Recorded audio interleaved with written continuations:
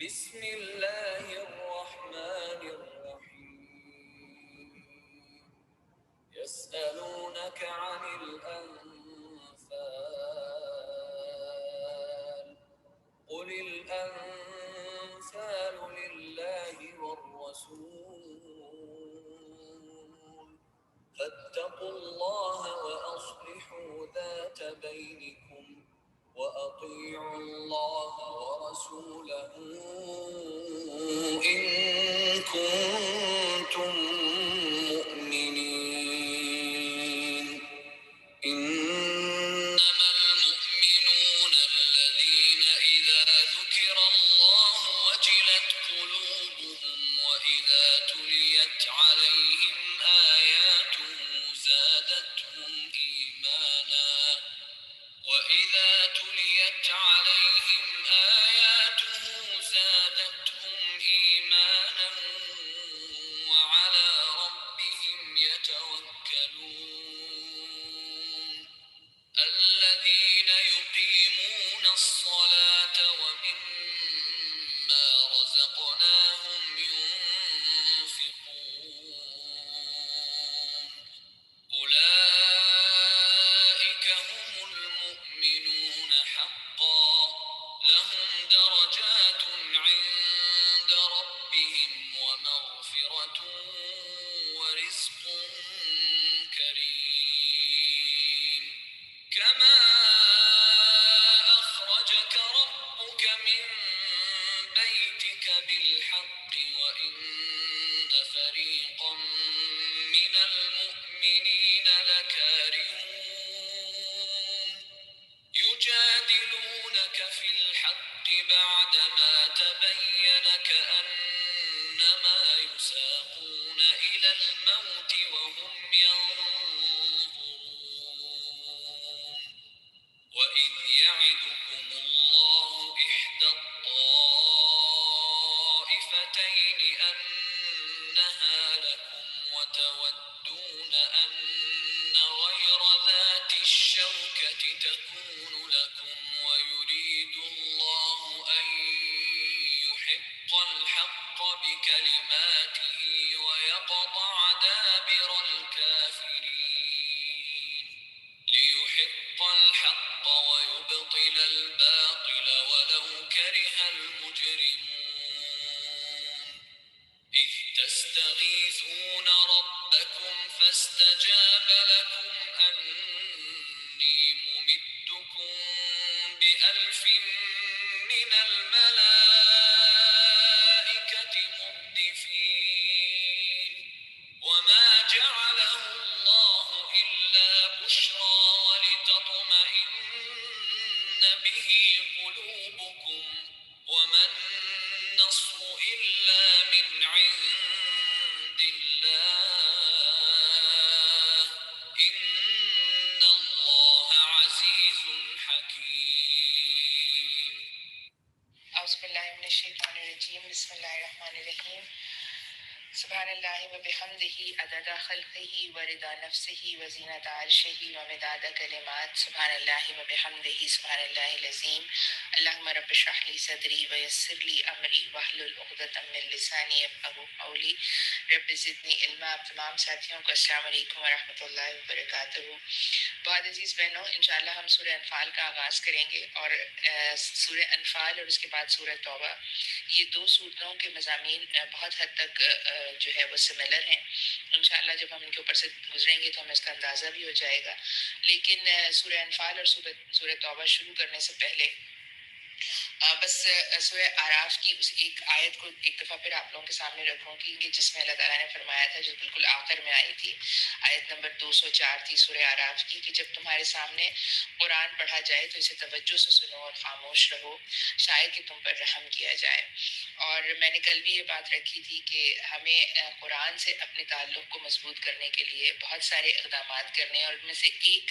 ہمارا طریقہ یہ ہونا چاہیے کہ ہم حقیقتاً اللہ سے اس بات رب کی دعا کریں کہ ہمارے تعلق کو قرآن سے مضبوط کر دے اور فائدہ مند بنا دے.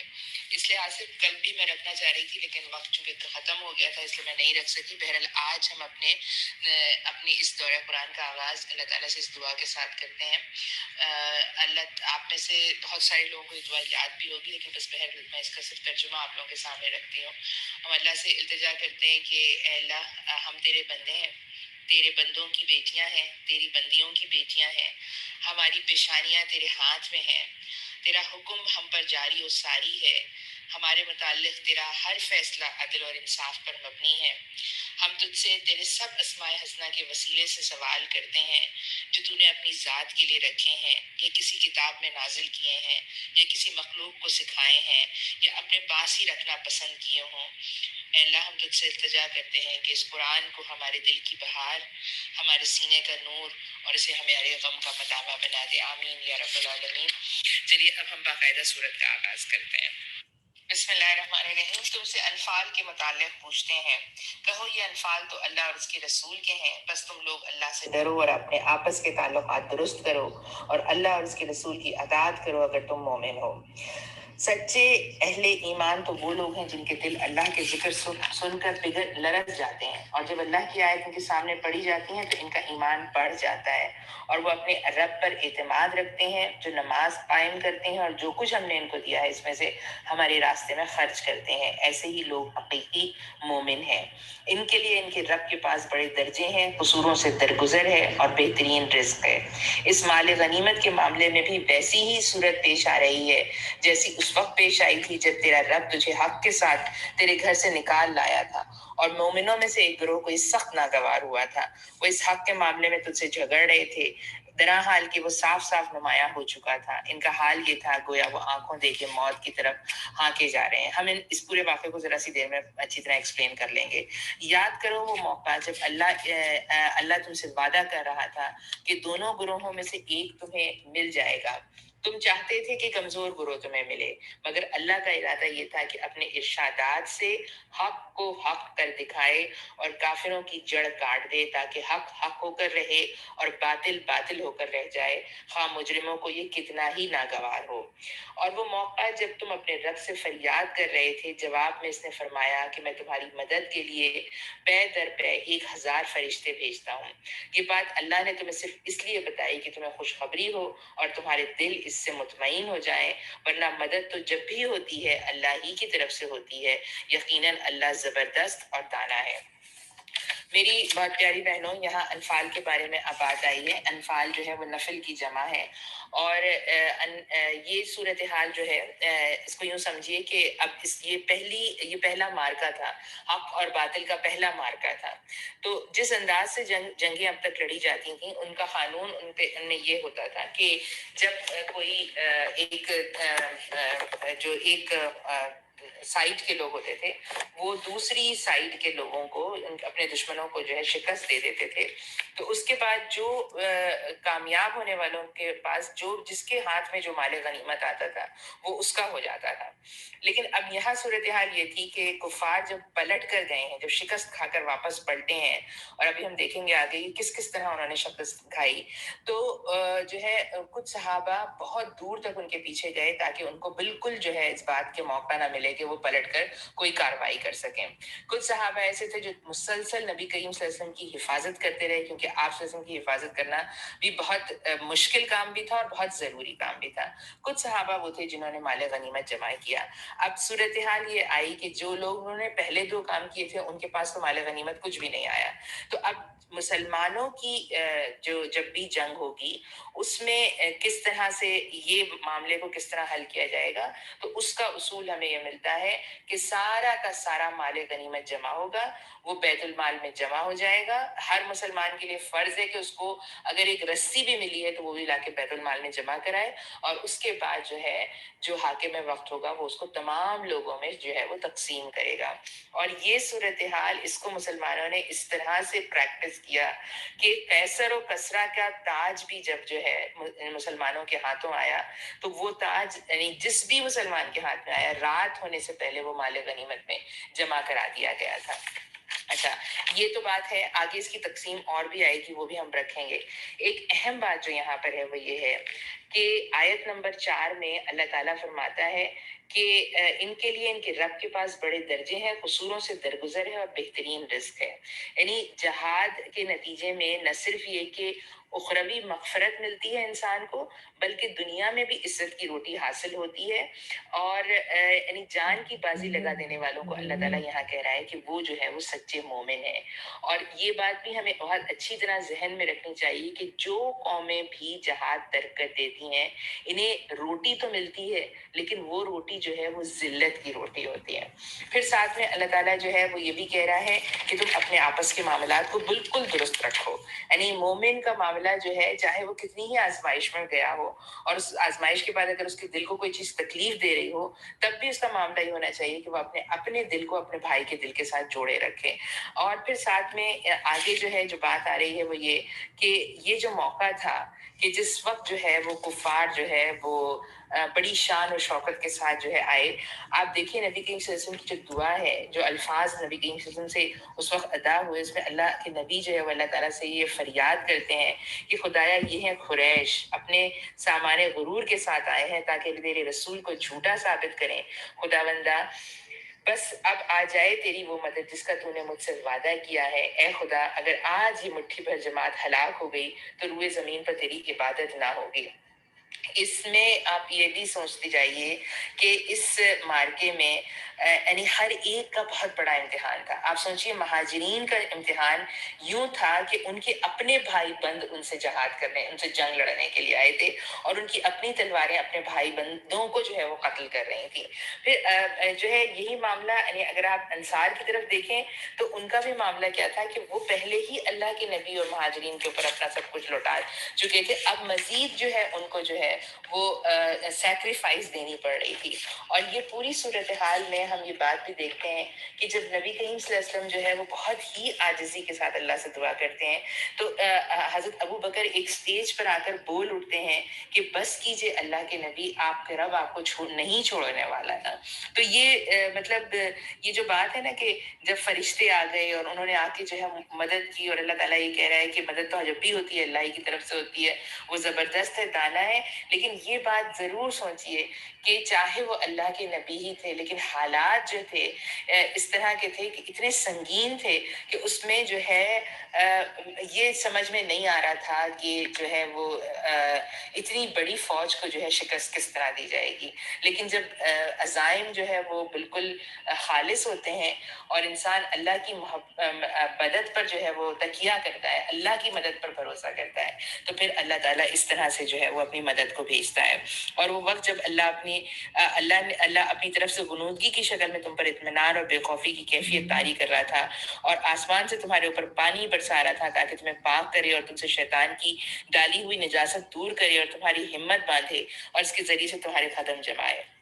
اور وہ وقت جب تمہارا رب فرشتوں کو اشارہ کر رہا تھا کہ میں تمہارے ساتھ ہوں، تم اہل ایمان کو ثابت قدم رکھو، میں ابھی ان کافروں کے دل میں روب ڈال دیتا ہوں، پس تم ان کے گردنوں پر ضرب اور جوڑ جوڑ پر چوٹ لگاؤ۔ یہ اس لیے کہ ان لوگوں نے اللہ اور اس کے رسول کا مقابلہ کیا، اور جو اللہ اور اس کے رسول کا مقابلہ کرے اللہ اس کے لیے نہایت سخت گیر ہے۔ یہ ہے تم لوگوں کی سزا، اب اس کا مزہ چکھو اور تمہیں معلوم ہو کہ حق کا انکار کرنے والوں کے لیے دوزخ کا عذاب ہے۔ یعنی صحابہ جو ہے وہ اس بات کی گواہی دیتے ہیں کہ جب وہ کفار کی لاشوں کو اٹھا رہے تھے تو ان کی ہڈیاں جو ہے وہ چکنا چور ہوئی ہوئی تھیں۔ یعنی عام انسان اس بات کو محسوس نہیں کر سک رہا تھا، نظر کچھ نہیں آ رہا تھا، لیکن وہاں پر گھوڑوں کی آوازیں آ رہی تھیں۔ اور جو ہے آپ سوچئے کہ جو ہے مطلب کس طرح سے جو ہے اللہ تعالیٰ نے اپنے فرشتوں کے ذریعے سے ایمان لانے والوں کا جو ہے وہ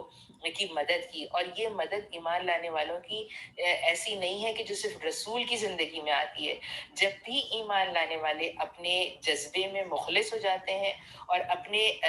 جب ان کا گول جو ہے وہ اللہ کی رضا کو حاصل کرنا اور اللہ کی زمین پہ اللہ کے نظام کو نافذ کرنا ہوتا ہے، اللہ تعالیٰ اسی طرح انسانوں کی جو ہے وہ مدد کرتا ہے۔ اے ایمان لانے والوں، جب تم ایک لشکر کی صورت میں کفار سے دوچار ہو تو ان کے مقابلے میں پیٹ نہ پھیرو. جس نے ایسے موقع پر پیٹ پھیری الا یہ کہ جنگی چال کے طور پر ایسا کرے یا کسی دوسری فوج سے جا ملنے کے لیے، تو وہ اللہ کے غضب میں گر جائے گا اور اس کا ٹھکانہ جہنم ہوگا، اور وہ بہت بری جائے بازگشت ہے.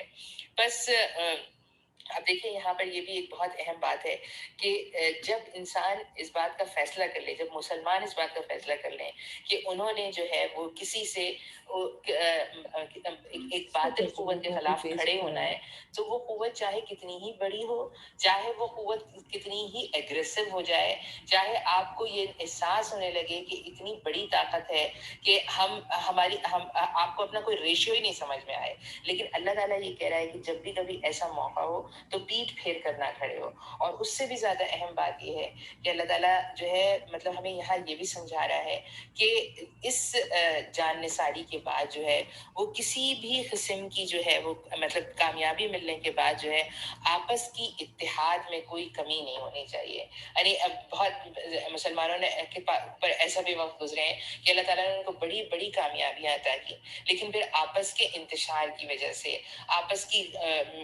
پھوٹ کی وجہ سے بڑی بڑی کامیابیاں جو ہے شکست میں تبدیل ہو گئیں. اس سورہ کا آغاز میں بھی اللہ تعالیٰ یہی کہہ رہا ہے کہ اپنے دل کو جو ہے وہ ایمان لانے والوں کے ساتھ ٹھوک کر رکھو. بس حقیقت یہ ہے کہ تم نے انہیں قتل نہیں کیا بلکہ اللہ نے ان کو قتل کیا، اور تو نے نہیں پھینکا بلکہ اللہ نے پھینکا، اور مومنوں کے ہاتھ جو اس کام میں استعمال کیے گئے تو یہ اس لیے تھا کہ اللہ مومنوں کو ایک بہترین آزمائش سے کامیابی کے ساتھ گزار دے. یقیناً اللہ سننے اور جاننے والا ہے. اب اللہ تعالیٰ سننے اور جاننے والا ہے، اور آپ دیکھیے یہاں پر بات کیا ہو رہی ہے کہ بدری صحابہ کا ایک الگ ہی مقام ہے نا، یعنی ہم ان کے اس مقام، اس مرتبے کو کوئی پہنچ نہیں سکتا. اللہ تعالیٰ کہہ رہا ہے کہ وہ ان کی طاقت نہیں تھی کہ وہ جو ہے وہ دشمن سے جو ہے وہ مقابلہ کرتے، لیکن ان کا جو جذبہ تھا اور ان کا جو مطلب جو ان کا استقلال تھا وہ اللہ تعالیٰ کو ایسا بھایا کہ اللہ تعالیٰ نے انہی کے ہاتھ استعمال کیے اور اپنی نصرت جو ہے ان کی طاقت کے ساتھ شامل کر دی اور ان کو آزما لیا. وہ آزمائش میں پورے ہو گئے اور ساتھ اللہ تعالیٰ نے ان کو جو ہے اپنی نصرت سے کامیابی عطا کی. یہ معاملہ تو تمہارے ساتھ ہے، اور کافروں کے ساتھ معاملہ یہ ہے کہ اللہ ان کی چالوں کو کمزور کرنے والا ہے. ان کافروں سے کہہ دو اگر تم فیصلہ چاہتے تھے تو لو، فیصلہ تمہارے سامنے آ گیا، اب باز آ جاؤ تو تمہارے ہی لیے بہتر ہے، ورنہ پھر پلٹ کر اسی حماقت کا اعادہ کرو گے تو ہم بھی اسی سزا کا اعادہ کریں گے، اور تمہاری جمعیت خواہ وہ کتنی ہی زیادہ ہو تمہارے کچھ کام نہ آ سکے گی، اللہ مومنوں کے ساتھ ہے. دیکھیے پیاری بہنوں، ہم آگے جا کے سورہ میں یہ بھی پڑھیں گے کہ اللہ تعالیٰ نے نبی کو خواب میں جو ہے وہ کفار کی تعداد کم دکھائی. مومنوں کے اوپر اللہ تعالیٰ نے اپنی طرف سے ایک سکینت والی نیند نازل کر دی. نیند ہم آج کے زمانے میں ہم بڑی بات کرتے ہیں نا وہ پاور نیپ کی، کہ ایک بہت تھوڑی سی دیر کے لیے بھی اگر انسان ڈیپ سلیپ میں چلا جائے یا اچھی طرح سو کر اٹھ جائے تو اس کی انرجی بہت زیادہ ملٹی پلائی ہو جاتی ہے. اللہ تعالیٰ نے اس وقت مسلمانوں کے اوپر وہ ان کو انرجی بوسٹ ملا. پھر اللہ تعالیٰ کہتا ہے ہم نے بارش نازل کی، یہ جو بارش آسمان سے آتی ہے، اور اللہ تعالیٰ کہتا ہے ہم نے شیطان کی گندگی تم سے دور کی. یہ بارش بہت ساری چیزوں کو جو ہے نا وہ اپنے ساتھ بہا لے جاتی ہے، انسان جو ہے وہ ریفریش ہو جاتا ہے. اب آپ دیکھیے آگے اللہ تعالیٰ کہتا ہے کہ اے ایمان لانے والوں، اللہ اور اس کے رسول کی اطاعت کرو اور حکم سننے کے بعد اس سے سرتابی نہ کرو. ان لوگوں کی طرح نہ ہو جاؤ جنہوں نے کہا ہم نے سنا حالانکہ وہ نہیں سنتے. یقیناً خدا کے نزدیک بدترین قسم کے لوگ وہ بہرے گونگے لوگ ہیں جو عقل سے کام نہیں لیتے. اگر اللہ کو معلوم ہوتا کہ ان میں کچھ بھی بھلائی ہے تو وہ ضرور انہیں سننے کی توفیق دیتا، لیکن بھلائی کے بغیر اگر وہ ان کو سنواتا تو وہ بے رخی کے ساتھ منہ پھیر جاتے. پیاری بہنوں، یہاں پر اللہ تعالیٰ جو بات کر رہا ہے نا کہ بدترین قسم کے جانور وہ گونگے بہرے لوگ ہیں جو عقل سے کام نہیں لیتے. یہاں پر جو ہے ہمیں تھوڑی سی دیر کے لیے ٹھہر کے ٹھنڈے دل سے اس بات کو سوچنا چاہیے کہ جب اللہ کی بات مجھے اور آپ کو سنائی جاتی ہے، ہمارے کانوں سے ٹکرا کر ہمارے دل پر اثر کرتی ہے، اس کے بعد جو ہے وہ مجھے اور آپ کو اس بات کا جائزہ لینا ہے کہ میں اور آپ کس تیزی کے ساتھ یا کس استقامت کے ساتھ اور کس پنکچویلٹی کے ساتھ کسی نیکی کی طرف بڑھتے ہیں. ہمیں ایک بات سمجھ میں آ جاتی ہے کہ یہ بات جو ہے یہ اب تک میں زندگی میں غلط کر رہی تھی، آج مجھے یہ بات سمجھ میں آ گئی ہے۔ جب مجھے یہ بات سمجھ میں آ گئی ہے تو پھر اس بدی کو اپنی زندگی سے نکالنے کا جہاد مجھے کرنا شروع کر دینا ہے۔ یہاں پہ بھی اللہ تعالیٰ یہ کہہ رہا ہے کہ جو لوگ سنتے ہیں، سننے کے باوجود بھی ایسے ہی رہتے ہیں جیسے گونگے ہیں، جیسے سنائی نہیں دیا، تو اللہ تعالیٰ ان کو کہہ رہا ہے کہ وہ بدترین ہے، بدترین جانوروں میں سے ہیں۔ اچھا چلیے آگے چلتے ہیں۔ اے ایمان لانے والوں، اللہ اور اس کے رسول کی پکار پر لبیک کہو، جبکہ رسول تمہیں اس چیز کی طرف بلائے جو تمہیں زندگی بخشتی ہے، بخشنے والی ہے، اور جان رکھو اللہ آدمی اور اس کے دل کے درمیان ہے، اور اسی کی طرف تم پلٹائے جاؤ گے۔ یہ بھی ایک بڑا اہم نقطہ ہے، اور اس میں ایک بات جو ہے وہ یہ ہے کہ نفاق سے انسان کو صرف دو چیزیں جو ہے وہ بچا سکتی ہیں۔ ایک یہ کہ وہ یہ بات سمجھ لے کہ خدا کے ساتھ وہ ہر وقت ہے جو دلوں کا حال پورا کا پورا حال جانتا ہے، اور دوسرے یہ کہ وہ خدا جو ہے بہرحال اللہ تعالیٰ کے سامنے ایک تو ہم موجود ہیں، اور دوسری بات یہ کہ ہم اس سے بھاگ کر کہیں نہیں جا سکتے۔ تو جب ہم اس چیز کو جو ہے سمجھ لیں گے نا کہ میں اپنے دل کی کوئی چیز بھی جو ہے وہ اللہ سے نہیں چھپا سکتی، اور میں اللہ سے بھاگ کر کہیں نہیں جا سکتی، تو یقیناً ہمارے اعمال جو ہے وہ درستی کی طرف بڑھیں گے، ہمارے اعمال کے اندر سے جو نفاق ہے وہ نکلے گا، اور بچو اس فتنے سے جس کی شامت مخصوص طور پر صرف انہی لوگوں تک محدود نہ رہے گی جنہوں نے تم میں سے گناہ کیا ہوگا۔ یعنی دیکھیے جو ہے مطلب اپنے آپ کو بچانا جو ہے، فتنے کے زمانے میں اپنے آپ کو بچا کے رکھنا بہت اہم کام ہے، اور جان رکھو اللہ سخت سزا دینے والا ہے۔ یاد کرو وہ وقت جب تم تھوڑے تھے، زمین میں تمہیں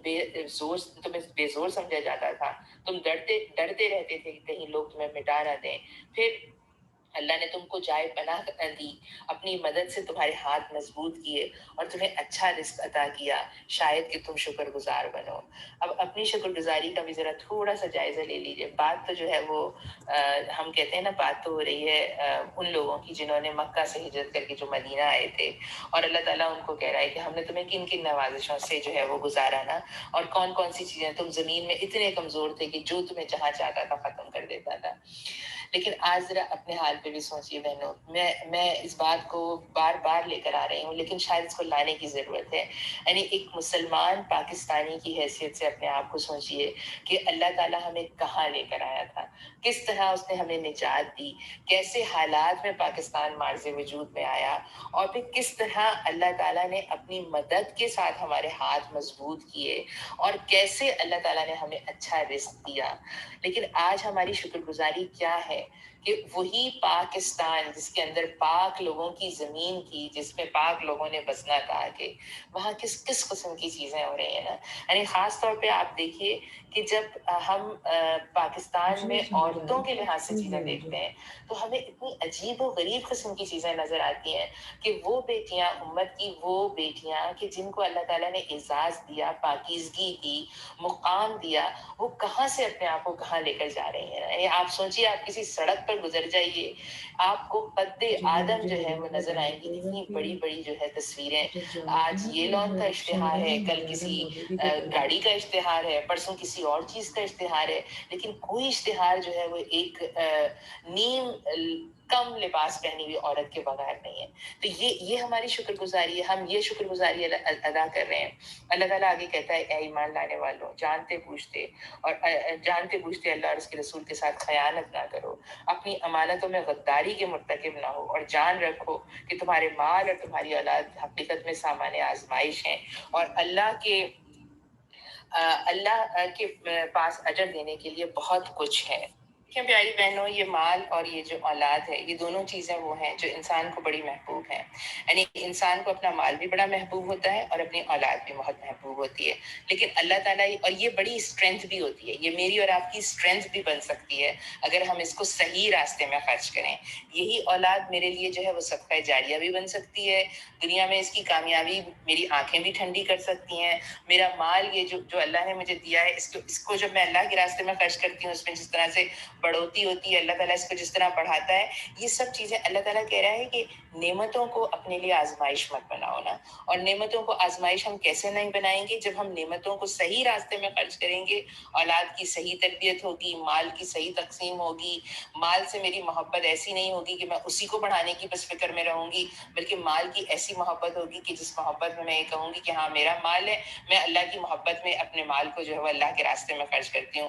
یہ میری اولاد ہے، اس کے اندر یہ صلاحیت ہے، یہ صلاحیت ہے، یہ صلاحیت ہے، یہ وہ چیزیں ہیں جو میرے پاس نہیں تھی، میرے اولاد کو اللہ تعالیٰ نے دی ہیں، میں اپنی اس اولاد کو جو ہے وہ اللہ تعالیٰ کے راستے میں جو ہے وہ آگے بڑھنے کے لیے اس کی پلاننگ کرتی ہوں۔ میں جہاں پر دنیا کی بہت ساری چیزوں کی پلاننگ اپنی اولاد کے لیے کرتی ہوں، میں دین کے راستے میں بھی استقامت کے ساتھ آگے بڑھنے کے لیے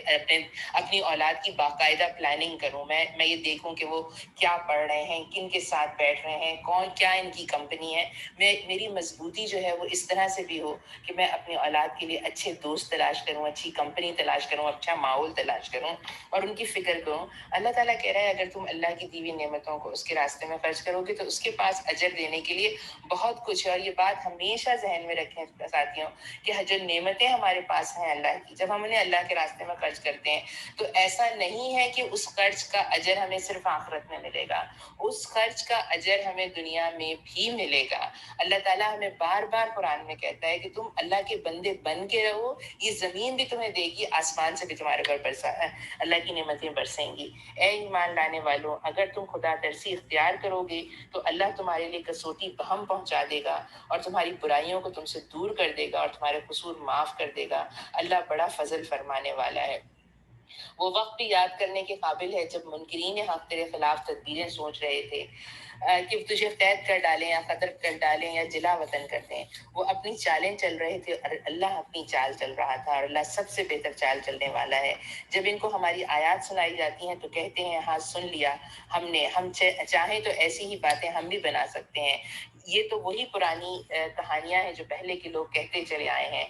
اور وہ بات بھی یاد ہے جو انہوں نے کہی تھی کہ خدایا اگر یہ واقعی حق ہے اور تیری طرف سے ہے تو ہم پر آسمان سے پتھر برسا دے یا کوئی دردناک عذاب ہم پر لیا۔ اس وقت تو اللہ ان پر عذاب نازل کرنے والا نہ تھا جبکہ تو ان کے درمیان موجود تھا، اور نہ اللہ کا یہ وعدہ ہے کہ لوگ استغفار کر رہے ہوں اور ان کو عذاب دے دے۔ لیکن اب کیوں نہ وہ ان پر عذاب نازل کرے جب وہ مسجد حرام کا راستہ روکتے ہیں، حالانکہ وہ اس مسجد کے جائز متولی نہیں ہے۔ اس کے جائز متولی تو صرف اہل تقوی ہی ہو سکتے ہیں، مگر اکثر لوگ اس بات کو نہیں جانتے۔ بیت اللہ کے پاس ان لوگوں کی نماز کیا ہوتی ہے؟ بس سیٹیاں بجاتے اور تالیاں پیٹتے ہیں۔ بس اب لو اس عذاب کا مزہ چکھو اپنے اس انکار حق کی پاداش میں جو تم کرتے رہے ہو۔ جن لوگوں نے حق کو ماننے سے انکار کیا وہ اپنے مال خدا کے راستے سے روکنے کے لیے صرف کر رہے ہیں اور ابھی اور خرچ کرتے رہیں گے، مگر آخرکار یہی کوشش ان کے لیے پچھتاوے کا سبب بنے گی۔ پھر وہ مغلوب ہوں گے، پھر یہ کافر جہنم کی طرف گھیر لائے جائیں گے تاکہ اللہ گندگی کو پاکیزگی سے چھانٹ کر الگ کرے اور ہر قسم کی گندگی کو ملا کر اکٹھا کرے، پھر اس پلندے کو جہنم میں جھونک دے۔ یہی لوگ اصلی دی والے ہیں۔ پیاری بہنوں، یہاں پر جو کسوٹی کا لفظ آیا ہے نا، جو ہے فرقانن جو ہے، وہ دراصل یہ بات ہے کہ جب انسان جو ہے وہ خدا ترسی کے ساتھ اور اللہ کی محبت کے ساتھ جو ہے وہ صحیح راستے کے اوپر چلنا شروع کر دیتا ہے، اور یہ چیز میں اور آپ ایکسپیرینس کرتے ہیں۔ جب ہم اللہ تعالیٰ سے مدد مانگتے ہیں نا، اللہ تعالیٰ ہم آپ سے محبت کرتے ہیں، ہمیں سیدھا راستہ دکھائیں، تو اللہ تعالیٰ ہمیں خود ہی بتانا شروع کر دیتا ہے یہ کام جو تم کر رہی تھی نا شمائلہ، یہ کام تو غلط تھا، یہ کام جو تم کر رہی تھی نا نرگس، یہ کام تو غلط تھا، صحیح کام یہ ہے۔ اب ہمیں صحیح کام کی خود ہی پہچان آ جاتی ہے، ہمیں خود سمجھ میں آنے لگتا ہے کہ صحیح کام کیا ہے، یا ہمیں ایسے ساتھی مل جاتے ہیں، ایسے لوگ مل جاتے ہیں، ایسی استاد مل جاتی ہے ہمیں جو ہمیں بتا رہی ہوتی ہے کہ دیکھو یہ کام تمہارا یہ صحیح نہیں، اس کو اس طرح کر لو، اور ہمارا دل مطمئن ہو جاتا ہے، ہم فوراً لپک کے اس کام کو کرنے کی طرف بڑھ جاتے ہیں۔ پھر یہاں پر دیکھیں پیاری بہنوں، یہاں پر اللہ تعالیٰ یہ کہتا ہے کہ جب لوگ استغفار کر رہے ہوتے ہیں اور جب لوگ، اللہ کا قاعدہ ہے یہ، اللہ تعالیٰ کہہ رہا ہے یہ اللہ تعالیٰ کا قاعدہ ہے کہ اللہ تعالیٰ اس وقت تک لوگوں کے اوپر عذاب نہیں بھیجتا جب تک کہ لوگ استغفار کر رہے ہوں۔ تو اپنے استغفاروں کا جائزہ لیں، بے شک ہم استغفار اپنی زبان سے کر رہے ہوتے ہیں، لیکن کتنا اللہ کی طرف پلٹتے ہیں اور کتنی کتنی اپنی اپنی غلط حرکتوں سے باز آ جاتے ہیں، اس کا بھی ہمیں جائزہ لینا ہے استغفار کے ساتھ۔ لیکن یہاں پر نا تھوڑی سی چیزیں اور بھی ہیں۔ اللہ تعالیٰ بھی نا یہاں پر جو ہے جو کفار ہے نا ان کے لیے جو ہے بالکل یعنی جیسے کھری کھری بات کر رہا ہے کہ تمہارا یہ ایٹیٹیوڈ تھا تو تمہارے ساتھ یہ ہوا۔ اور آپ یہ دیکھیں پیاری بہنوں کہ جس وقت بدر کا معرکہ ہوا اور اس کے بعد جب یہ پوری ساری چیزیں پوری ہوئیں تو نبی کریم صلی اللہ علیہ وسلم اور آپ کے صحابہ جب کفار کی لاشیں دفنا رہے تھے تو نبی کریم صلی اللہ علیہ وسلم نے ان لاشوں سے پوچھا کہ کیا مطلب کیا تم اللہ اور اس کے رسول کا ساتھ دیتے تو تمہارے لیے یہ اچھا نہ ہوتا؟ ہم نے تو اب ہم سے تو اللہ نے جو وعدے کیے تھے وہ سارے کے سارے پورے کیے، تم بتاؤ تمہارے ساتھ کیا ہوا؟ تو جب نبی کریم صلی اللہ علیہ وسلم کو حضرت عمر نے دیکھا کہ آپ صلی اللہ علیہ وسلم اس طرح بات کر رہے ہیں تو آپ نے کہا کہ اللہ کے نبی یہ تو مردے ہیں، آپ یہ آپ کی بات کیسے سنیں گے؟ تو نبی کریم صلی اللہ علیہ وسلم نے کہا یہ سب کچھ سن رہے ہیں۔ پھر آپ دیکھیں کہ اللہ تعالیٰ نے ان کی جو تکبر ہے اس کو کس طرح توڑا۔ ابو جہل کو مارنے والے چھوٹے چھوٹے دو بچے تھے، پھر فائنلی ابو جہل کا سر جو ہے وہ عبداللہ بن مسعود نے جو ہے آپ اس کے سر پہ پاؤں رکھا اور اس کا سر جو ہے وہ کچل ڈالا۔ لیکن اس کچلتے ہوئے وقت بھی ابو جہل کی زبان سے کیا نکلا؟ یعنی غرور اتنا، تکبر اتنا، اس نے کہا چرواہے کے بیٹے تیرا بڑا مقام ہو گیا ہے۔ یعنی اس نے تو اس وقت بھی جو ہے اس غرور کو نہ چھوڑا نا، یعنی اس کی جو فرعونیت تھی وہ تو اس وقت بھی تھی، اور اسی وقت پر اس نے کہا تھا میری گردن ذرا اونچی سے کاٹنا تاکہ پتہ چلے سردار کی گردن کٹی ہے نا۔ لیکن آپ یہ دیکھیے کہ چرواہے کے بیٹے کا المقام تو بہت بڑا ہو گیا ہے۔ یعنی آپ سوچیں کہ عبداللہ بن مسعود کا کیا مقام ہے، امت ان کو کس طرح سے جو ہے ویلیو کرتی ہے نا۔ پھر اسی طرح آپ سوچئے کہ وہ جو ہے امیہ بن خلف جو حضرت بلال پر کس طرح کے ستم نہیں کاٹا تھا، اللہ نے حضرت بلال کے ہاتھوں میں اس کو ختم کروایا۔ پھر شیطان کا معاملہ ہمارے سامنے آتا ہے ساتھیوں کہ کس طرح سے جب اللہ تعالیٰ نے فرشتے نازل کر دیے تو کس طرح شیطان جو ہے وہ بھاگا۔ یعنی اب تک وہ کفار کے ساتھ تھا، لیکن جب اس کو یہ اندازہ ہو گیا تو اس نے کہا مجھے اللہ سے ڈر لگتا ہے نا، اور پھر وہ وہاں سے غائب ہو گیا نا۔ یعنی جن لوگوں کو وہ بہکا رہا تھا ان کو چھوڑ کر جو ہے وہ وہاں سے غائب ہو گیا۔ تو یہ پوری صورتحال ہے، یہ چیزیں ہیں جب یہ ان آیات پہ سے ہم گزرتے ہیں تو جو ہے ہمیں احساس ہوتا ہے کہ کن کن چیزوں کے بارے میں اللہ تعالیٰ بات کر رہا ہے۔ پھر ایک یہ بات بھی ہے دیکھیے ساتھیوں کہ اللہ تعالیٰ یہاں کہہ رہا ہے کہ کفار نے بڑا مال خرچ کیا تھا، ایسے تو وہ بھی نہیں آئے تھے نا، بڑا مال خرچ کر کے آئے تھے، اور اللہ تعالیٰ کہہ رہا ہے ابھی اور خرچ کریں گے، لیکن ان کا جو ہے آخر میں یہ مغلوب ہو کر رہیں گے، پچھتاوے کے علاوہ ان کے پاس کچھ نہیں رہے گا، اور یہی وہ لوگ ہیں جو اصلی دیوالی ہیں، بینکرپٹ ہو جائیں گے پوری طرح سے۔ اور اس بات کو جو ہے مطلب اس بات کا اطمینان رکھیں پیاری بہنوں کہ اگر ہم حق کے راستے میں ڈٹے رہے تو جتنا بھی مخالف جتنا بھی بڑا ہو، اس کے پاس چاہے جیسا ہی کی ٹیکنالوجی ہو، چاہے جتنا ہی مال ہو خرچ کرنے کے لیے، چاہے کتنے ہی انسان ہو، وہ کتنی بڑی بڑی فوجیں ہوں، ایمان لانے والے کا ساتھ دینے والے کے لیے، ایمان لانے والے کا ساتھ دینے کے لیے اللہ کے فرشتے آتے ہیں، اور ان کو جو اپنی طاقت پر اللہ سے بغاوت کرتے ہیں، اللہ تعالیٰ ان کو اس طرح سے ختم کرتا ہے کہ پھر ان کے لیے کہتا ہے کہ یہ اصلی دیوالیے لوگ ہیں۔ پھر آگے اللہ تعالیٰ فرماتا ہے اے نبی صلی اللہ علیہ وسلم ان کافروں سے کہو اگر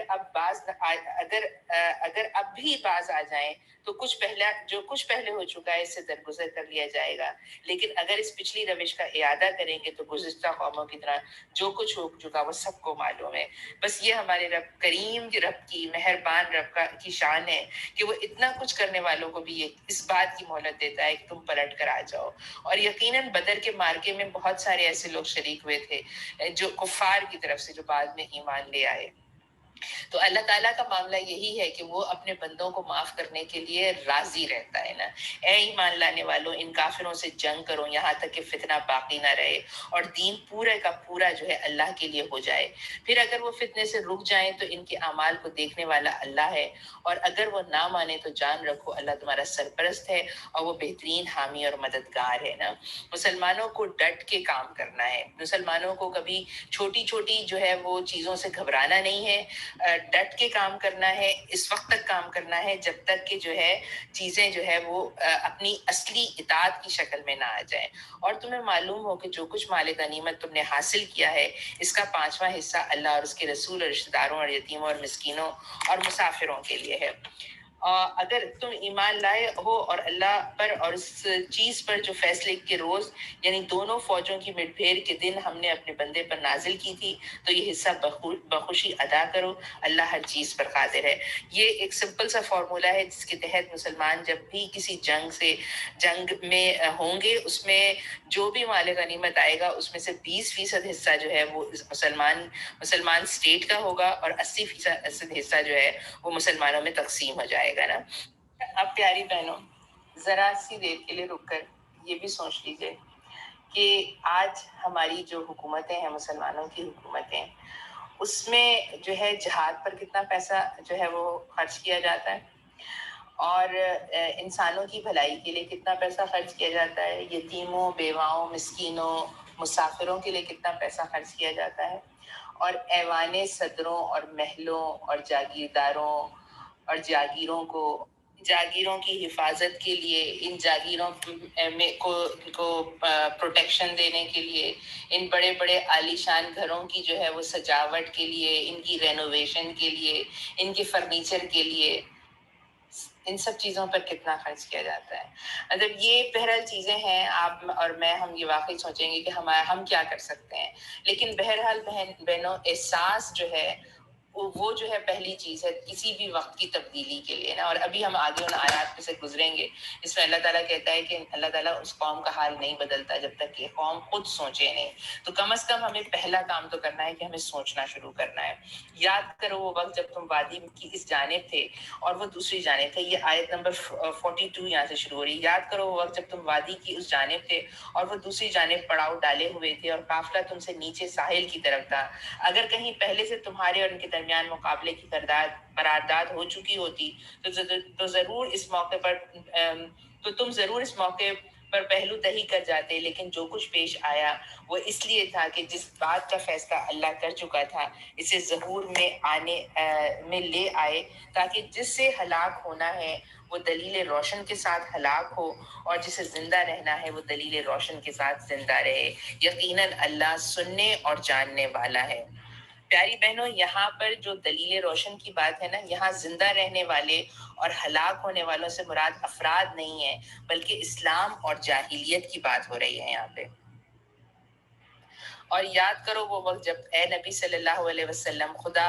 ان کو تمہارے خواب میں تھوڑا دکھا رہا تھا۔ اگر کہیں وہ تمہیں ان کی تعداد زیادہ دکھا دیتا تو ضرور تم لوگ ہمت ہار جاتے اور لڑائی کے معاملے میں جھگڑا شروع کر دیتے، لیکن اللہ ہی نے اس سے تمہیں بچایا، یقیناً وہ سینوں کے حال تک جانتا ہے۔ اور یاد کرو جب کہ مقابلے کے وقت خدا نے تم لوگوں کی نگاہوں میں دشمنوں کو تھوڑا دکھایا اور ان کی نگاہوں میں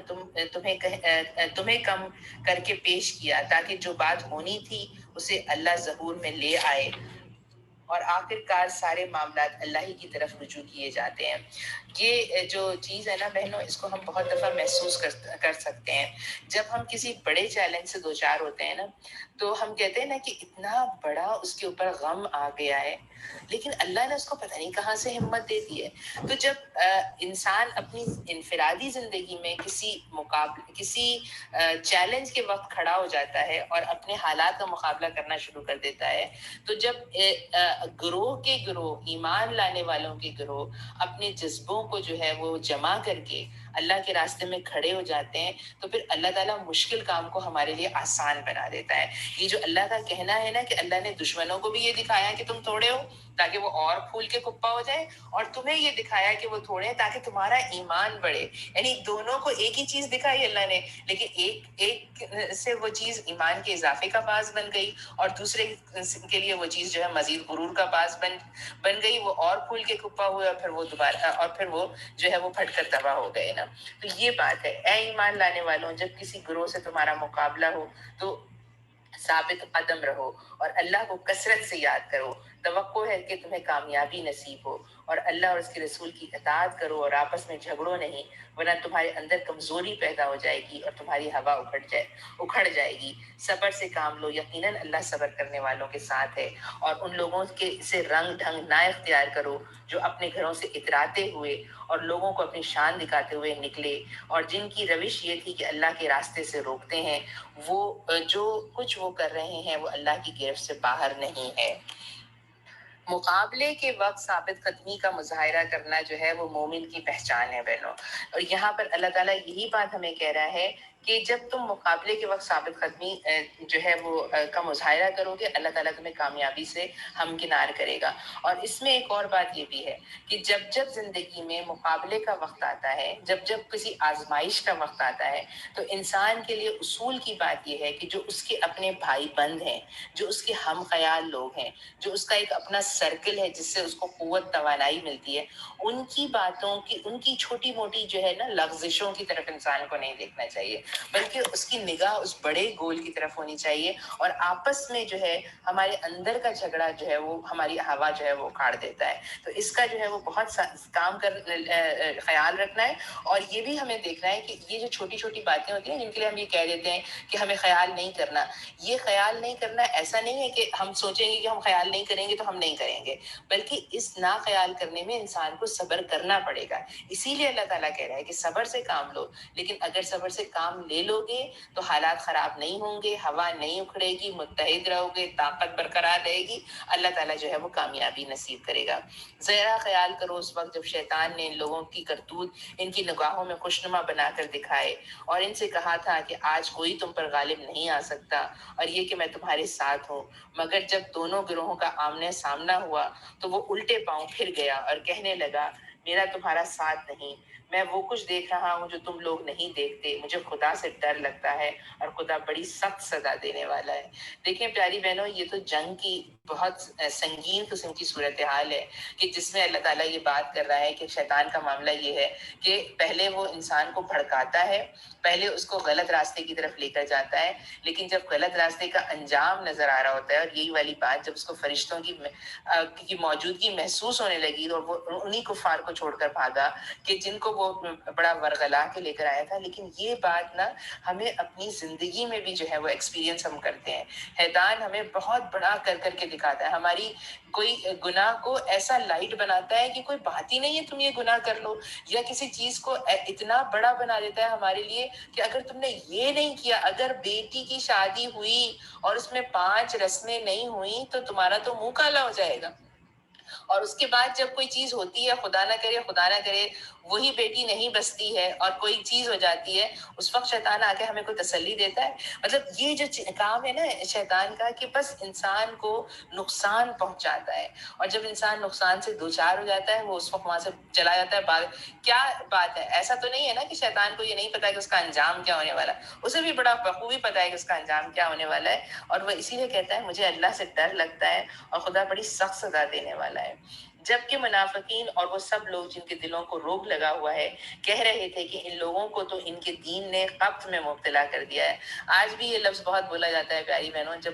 جب ہم دیکھتے ہیں نا کچھ لوگوں کو استقامت کے ساتھ کھڑا ہوا، اور ہم دیکھتے ہیں کہ وہ ٹس سے مس نہیں ہوتے، اور ان کے اوپر مشکلیں پڑ رہی ہوتی ہیں، مصیبتیں پڑ رہی ہوتی ہیں، ہمیں لگتا ہے کہ یار کیا ہے، کیا مسئلہ ہے ان لوگوں کے ساتھ نا، آخر ان کو یہ کیا سمجھتے ہیں کہ یہی بس ایمان لانے والے ہیں اور ہم سب کافر ہیں اور ہم سب خراب۔ اللہ تعالیٰ کہہ رہا ہے کہ جو لوگ استقامت کے ساتھ کھڑے ہوتے ہیں ان کو یہ بات بہت دفعہ سننے کو ملتی ہے کہ آپ کو کوئی خبط ہو گیا ہے، آپ ہی صرف ایک مسلمان نہیں ہے، ہم بھی مسلمان ہیں۔ دیکھیے اس طرح بھی جیا جاتا ہے، حالانکہ اگر کوئی اللہ پر بھروسہ کرے تو یقیناً اللہ بڑا زبردست اور دانا ہے۔ کاش تم اس حالت کو دیکھ سکتے جب فرشتے مقتول کافروں کی روحیں قبض کر رہے تھے، وہ ان کے چہروں اور ان کی کولہوں پر ضربیں لگاتے جاتے تھے اور کہتے تھے لو اب جلنے کی سزا بھگتو، یہ وہ جزا ہے جس کا سامان تمہارے اپنے ہاتھوں نے پیشگی مہیا کر رکھا تھا، ورنہ اللہ تو اپنے بندوں پر ظلم کرنے والا نہیں ہے۔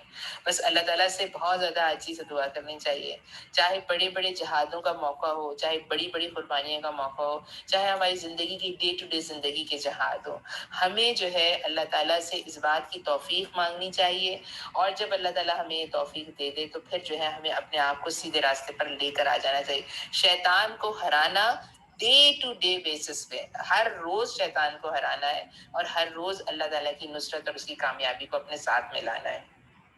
یہ معاملہ ان کے ساتھ اسی طرح پیش آیا جس طرح آل فرعون اور ان سے پہلے کے دوسرے لوگوں کے ساتھ پیش آتا رہا ہے. انہوں نے اللہ کی آیات کو ماننے سے انکار کیا اور اللہ نے ان کی گناہوں پر انہیں پکڑ لیا. اللہ قوت رکھتا ہے اور سخت سزا دینے والا ہے. یہ اللہ کی سنت کے مطابق ہوا کہ وہ کسی نعمت کو جو اس نے کسی قوم کو عطا کی ہو اس وقت تک نہیں بدلتا جب تک کہ وہ قوم خود اپنے طرز عمل کو نہیں بدل دیتی. اللہ سب کچھ سننے اور جاننے والا ہے. یہاں ہمیں پھر اپنے من حیث القوم، من حیث الامت، اپنی جو ہے اپنے روز و شب کا جائزہ لینا ہے کہ اللہ تعالیٰ کہہ رہا ہے کہ میں اپنی نعمت دے کر نہیں کھینچتا جب تک کہ انسان کے اعمال ایسے نہ ہو جائیں کہ جن کی وجہ سے میری رحمت جو ہے تمہارے اوپر سے رخصت ہو جائے. آل فرعون اور ان سے پہلے کی قوموں کے ساتھ جو کچھ پیش آیا وہ اسی ضابطے کے مطابق تھا. جب تک قوموں نے جو ہے وہ اللہ تعالیٰ کی عبادت کی اللہ تعالیٰ نے ان کو نوازا، لیکن جب وہ سرکش ہو گئے اور اللہ کے خلاف باغی ہو گئے اور اللہ کے پیغمبروں کی بات نہیں مانی اور پیغمبروں کی باتوں کو یہ کہا یہ 1400 سال پرانی بات ہے، یہ ہم کیسے مان سکتے ہیں نا. پیغمبر کو مانتے ہیں، دل میں بہت تعظیم ہے، ادب ہے، سب کچھ ہے، لیکن پیغمبر کے لائف سٹائل کو کیسے مان سکتے ہیں نا. اور اس کے لیے پھر ہم لے آتے ہیں عجیب عجیب قسم کی حجتیں اور بہانے. انہوں نے اپنے رب کی آیات کو جھٹلایا، تب ہم نے ان کو گناہوں کی پاداش میں انہیں ہلاک کیا اور آل فرعون کو غرق کیا. یہ سب ظالم لوگ تھے. یقیناً اللہ کے نزدیک زمین پر چلنے والی مخلوق میں سب سے بدتر وہ لوگ ہیں جنہوں نے حق کو ماننے سے انکار کر دیا پھر کسی طرح وہ اسے قبول کرنے میں تیار نہیں ہیں. خصوصاً ان میں سے وہ لوگ جن کے ساتھ تو نے معاہدہ کیا پھر وہ ہر موقع پر اس کو توڑتے ہیں اور ذرا خدا کا خوف نہیں کرتے. بس اگر یہ لوگ تمہیں لڑائی میں مل جائیں تو ان کی ایسی خبر لو کہ ان کے بعد جو دوسرے لوگ ایسی روش اختیار کرنے والے ہوں ان کے حواس باختہ ہو جائیں. توقع ہے کہ بد عہدیوں کے اس انجام سے وہ سبق لیں گے. اور اگر کبھی تمہیں کسی قوم سے خیانت کا اندیشہ ہو تو اس کے معاہدے کو اعلانیہ اس کے آگے پھینک دو. یقیناً اللہ خائنوں کو پسند نہیں کرتا. آج بھی آپ دیکھیے کہاں کہاں کون کون سے معاہدے کیے جاتے ہیں. معاہدے ہوتے ہیں کہ جنگ بندی ہو گئی ہے، اب مزید جو ہے وہ مظلوموں پر ظلم نہیں ہوگا. پھر ان مظلوموں کے کھانے کے راستے بند کر دیے جاتے ہیں، پھر ان مظلوموں کے گھر آ کے تباہ کر دیے جاتے ہیں، پھر ان مظلوموں کے اوپر ہر جاتا ہوا امریکی صدر بربادی کروا کے مزید بمباری کروا کر جاتا ہے. بہرکیف اللہ تعالیٰ کا فیصلہ تو یہی ہے کہ اللہ تعالیٰ خائنوں کو پسند نہیں کرتا. یہ خائن آج اپنے آپ کو جو ہے وہ خدا سمجھ رہے ہیں، بیٹھے ہوئے ہیں زمینوں کے اوپر اور جو ہے وہ مظلوموں کے اوپر ظلم جو ہے ان کو نظر نہیں آتا. لیکن بس پھر وہی بات ہے کہ اللہ کی لاٹھی بے آواز ہے. اینی ویز آگے چلتے ہیں. منکرین حق اس غلط فہمی میں نہ رہیں کہ وہ بازی لے گئے، یقیناً وہ ہم کو ہرا نہیں سکتے. اور اگر اور تم لوگ جہاں تک تمہارا بس چلے زیادہ سے زیادہ طاقت اور تیار بندے رہنے والے گھوڑے ان کے مقابلے کے لیے مہیا رکھو تاکہ اس کے ذریعے سے اللہ کے اور اپنے دشمنوں کو اور ان دوسرے اعداء کو خوف زدہ کر دو جنہیں تم نہیں جانتے مگر اللہ جانتا ہے. اللہ کی راہ میں جو کچھ تم خرچ کرو گے اس کا پورا پورا بدلہ تمہاری طرف پلٹایا جائے گا اور تمہارے ساتھ ہرگز ظلم نہ ہوگا. یہ بات آپ سب نے سنی ہوگی کہ اگر ہم امن چاہتے ہیں تو ہمیں جنگ کے لیے تیار رہنا ہے. ہماری تیاریاں ساتھیوں، جنگی بھی تیاریاں ہمیں کر کے رکھنی ہے اور جنگ کے علاوہ بھی جتنے میدان ہیں ان میں بھی ہمیں اپنی تیاریوں کا جو ہے وہ جائزہ لے کر رکھنا ہے نا. یعنی ہمارا ویژن جو ہے وہ حق کو قائم کرنے کے لیے بالکل کلیئر اور صاف ہونا چاہیے. اس حق کو ہمیں جنگ کے میدان میں قائم کرنا ہے، ہم وہاں پہ بھی قائم کریں گے. اس جو ہے حق کو ہمیں زندگی کے کسی بھی میدان میں قائم کرنا ہے، ہم اسے قائم رکھیں گے. ہمارے پاس اسٹریٹجیز ہونی چاہیے، ہمارے پاس پلاننگز ہونی چاہیے، ہمارے پورے تھنک ٹینک ہونے چاہیے. ہمیں اپنی صلاحیتیں، اپنی اولاد کی صلاحیتیں، یہ سب چیزوں کے لیے ہمیں سوچ سمجھ کے اللہ کے راستے میں خرچ کرنا ہے. اور اللہ تعالیٰ کہہ رہا ہے کہ جو کچھ تم اللہ کے راستے میں خرچ کرو گے اللہ تعالیٰ اس کا پورا پورا بدلہ تمہیں پلٹا کر دے گا. میں نے اور آپ نے اپنی اگر اولاد جو ہے اس کو پڑھا لکھا کر اچھا مسلمان بنا کر مضبوط بنا کر اللہ کے راستے میں نکال دیا تو پیاری بہنوں اس کو دنیا کی کامیابیاں بھی ملیں گی. اور پھر وہ جو ہے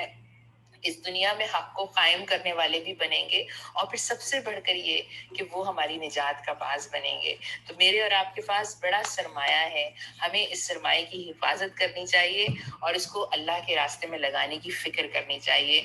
اور اللہ تعالیٰ کہہ رہا ہے تمہارے ساتھ ہرگز ظلم نہ ہوگا۔ ظاہر ہے جب میں اور آپ، میرا اور آپ کا بچہ دنیا کی تعلیم حاصل کرنے کے ساتھ ساتھ دین کی تعلیم حاصل بھی کرنا چاہے گا، ہم چاہیں گے، ہم پلاننگ کریں گے، ہمیں اپنے بچے سے زیادہ کام کروانا پڑے گا۔ پہلے تو خود اس کو کچھ بن کے دکھانا ہوگا، پہلے تو ہمیں خود اس طرح کا بننا ہوگا کہ وہ بچہ اس بات پر کنونس ہو کہ ہاں اگر میری ماں یہ بات چاہتی ہے، یہ پلان کر رہی ہے تو یہ میرے لیے بہتری ہے۔ اور اس کے بعد زیادہ وقت لگا کے، زیادہ جو ہے وہ فوکس ہو کر جو ہے زندگی گزارنی ہوگی۔ اللہ تعالیٰ کہہ رہے ہیں میں تمہیں جو ہے وہ پوری جو ہے نا تمہاری چیزوں کا بدلہ جو ہے وہ ضرور دوں گا۔ اے نبی، اگر دشمن صلاح و سلامتی کی طرف مائل ہو تو تم بھی اس کے لیے آمادہ ہو جاؤ اور اللہ پر بھروسہ رکھو، یقیناً وہی سب کچھ سننے اور جاننے والا ہے۔ اور اگر وہ دھوکے کی نیت رکھتے ہو تو تمہارے لیے اللہ کافی ہے۔ یہاں پر نا ایک بڑی زبردست بین الاقوامی معاملات کے لحاظ سے اسلامی پالیسی ہمیں یہ مل رہی ہے کہ ہماری پالیسی جو ہے وہ بزدلانہ نہیں ہونی چاہیے، بلکہ اگر کوئی دشمن پلٹ کر ہمارے ساتھ ہاتھ بڑھاتا ہے اور ہم میں اس کے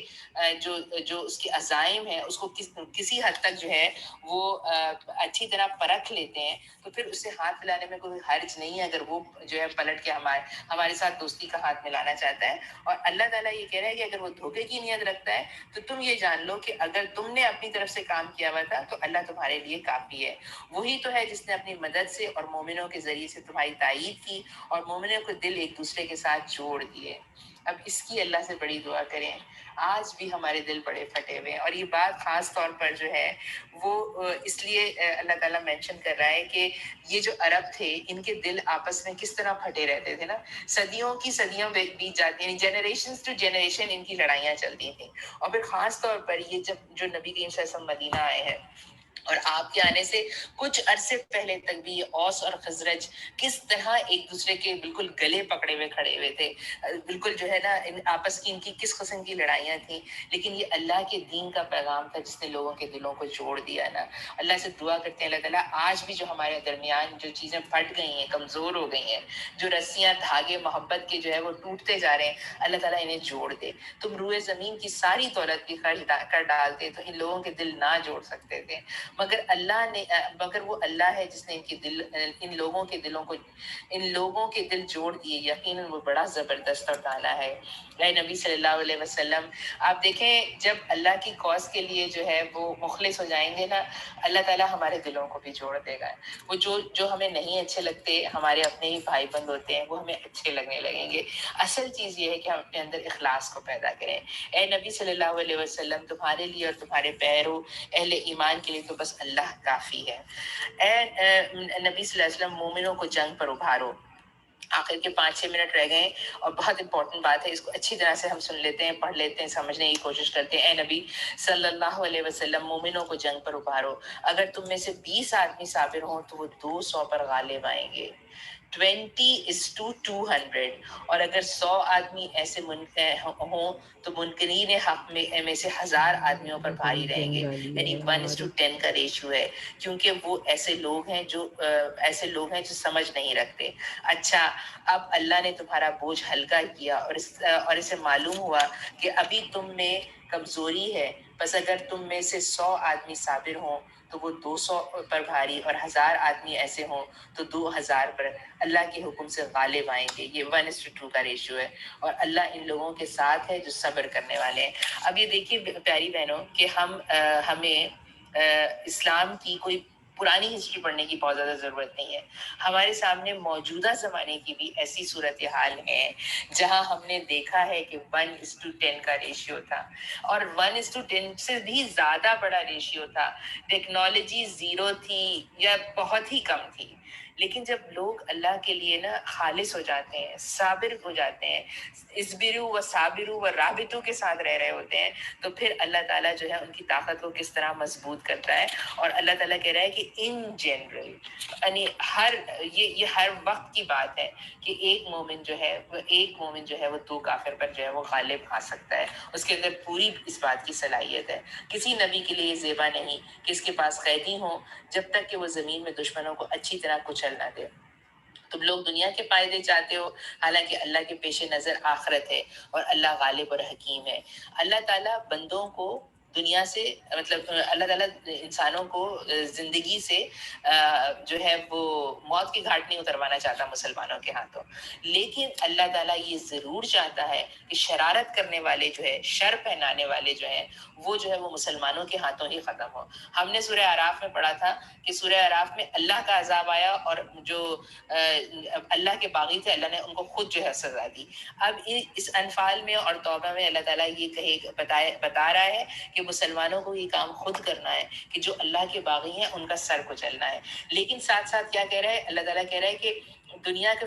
پہلے یہ کام کر لو، ایسے تمام فساد پھیلانے والوں کا سر کچل ڈالو، اس کے بعد اگر تمہارے ہاتھ میں کچھ لوگ آتے ہیں تو جو ہے ان کے ساتھ پھر تم ایکسچینج کا یہ جو پی او ڈبلوز اور یہ سب چیزیں ہوتی ہیں ان سب کے معاملات کیے جاتے ہیں.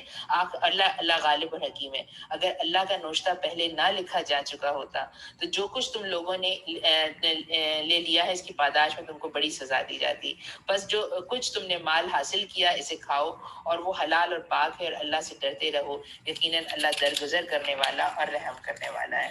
اے نبی صلی اللہ علیہ وسلم، تم لوگوں کے قبضے میں جو قیدی ہیں ان سے کہو اگر اللہ کو معلوم ہوا کہ تمہارے دلوں میں کچھ خیر ہے تو وہ تمہیں اس سے بڑھ چڑھ کر دے گا جو تم سے لیا گیا ہے اور تمہاری خطائیں معاف کرے گا. آپ سوچیں ابھی قیدی ہیں مسلمانوں کے پاس اور یہ آیات اتر رہی ہیں، ان کے سامنے پڑھی جا رہی ہیں. ان میں سے جو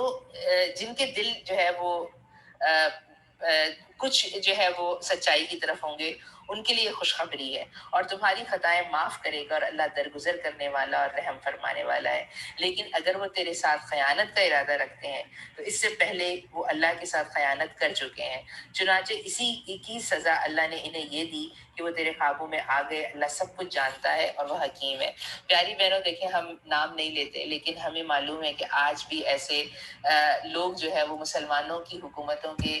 قیدی بنتے ہیں اور پھر یہی قیدی جو ہے وہ مسلمانوں کے اچھے رویے کو دیکھتے ہیں اور اسلام لے آتے ہیں. ہمارے سامنے نام ہے ایوان ریڈلی اور اس طرح کے لوگوں کا جو نقصان پہنچانے کے لیے پہنچے تھے، لیکن جب وہ قید کر لیے گئے اور مسلمانوں کا جو ہے ان کا ساتھ احسن سلوک کو انہوں نے دیکھا تو وہ کس طرح سے جو ہے وہ ایمان لے کر آ گئے. جن لوگوں نے ایمان قبول کیا اور ہجرت کی اور اللہ کی راہ میں اپنی جانیں لڑائیں اور اپنے مال کھپائے، جن لوگوں نے ہجرت کرنے والوں کو جگہ دی اور ان کی مدد کی، وہی دراصل ایک دوسرے کے ولی ہیں. رہے وہ لوگ جو ایمان تو لے آئے مگر ہجرت کر کے دارالسلام ابھی نہیں آئے تو ان سے تمہارا ولایت کا کوئی تعلق نہیں ہے جب تک کہ وہ ہجرت کر کے نہ آ جائیں. ہاں اگر وہ دین کے معاملے میں تم سے مدد مانگے تو ان کی مدد کرنا تم پر فرض ہے. یہ دیکھیں یہ بات نا بہت ایک سمپل سی ایکسپلینیشن یہ ہے کہ فرض کریں اگر پاکستان بننے کے بعد جو مسلمان پاکستان نہیں آئے ہیں، لیکن اگر میں دنیا کے سارے مسلمانوں کی بات کر رہی ہوں، میں کسی ہندوستان کی، پاکستان وہ ملک تھا جہاں پر کوئی بھی مسلمان جو ہے وہ آ کر نیشنلٹی لے سکتا تھا 1958 تک. دنیا میں کہیں سے بھی کوئی مسلمان آ جائے اس کو پاکستان کی نیشنلٹی مل جاتی. لیکن یہاں پر جو بات سمجھائی جا رہی ہے وہ یہ بس یہ کہ جو دارالاسلام میں نہیں ہے، جو دارالکفر میں ہے لیکن ایمان والا ہے، اس کے ساتھ آپ کا ولایت کا تو رشتہ نہیں ہے، لیکن جب وہ آپ کو اپنی مدد کے لیے بلائے گا، ایمان لانے والی مسلمان حکومتوں کا فرض ہوگا کہ وہ جا کر ان کی مدد کریں، لیکن کسی ایسی قوم کے خلاف نہیں جس سے تمہارا معاہدہ ہو. جو کچھ تم کرتے ہو اللہ اسے دیکھتا ہے. جو لوگ منکر حق ہیں وہ ایک دوسرے کی حمایت کرتے ہیں. اگر تم یہ نہ کرو گے تو زمین میں فتنہ اور بڑا فساد برپا ہوگا. اب آخری آیتیں ہیں. جو لوگ ایمان لائے اور جنہوں نے اللہ کی راہ میں گھر بار چھوڑے اور جدوجہد کی اور جنہوں نے پناہ دی اور مدد کی، وہی سچے مومن ہیں. ان کے لیے خطاؤں سے درگزر ہے اور بہترین رزق ہے. اور جو لوگ بعد میں ایمان لائے اور ہجرت کر کے آ گئے اور تمہارے ساتھ مل کر جدوجہد کرنے لگے، وہ بھی تم ہی میں شامل ہیں، مگر اللہ کی کتاب میں خون کے رشتہ دار ایک دوسرے کے زیادہ حقدار ہیں. یقیناً اللہ ہر چیز کو جو ہے وہ جانتا ہے. یہاں پر سورہ انفال کا اختتام ہوتا ہے. پیاری بہنوں، ہم نے انفال کے بعد اب سورہ توبہ کا آغاز کرنا ہے، اور جس طرح ہم نے جو ہے وہ انفال جب سورہ انفال کو ڈسکس کیا تھا تو اس میں یہ بات رکھی تھی کہ سورہ انفال اور سورہ توبہ کے مضامین بہت حد تک جو ہے وہ ایک جیسے ہیں، کیونکہ ان دونوں صورتوں میں جو ہے وہ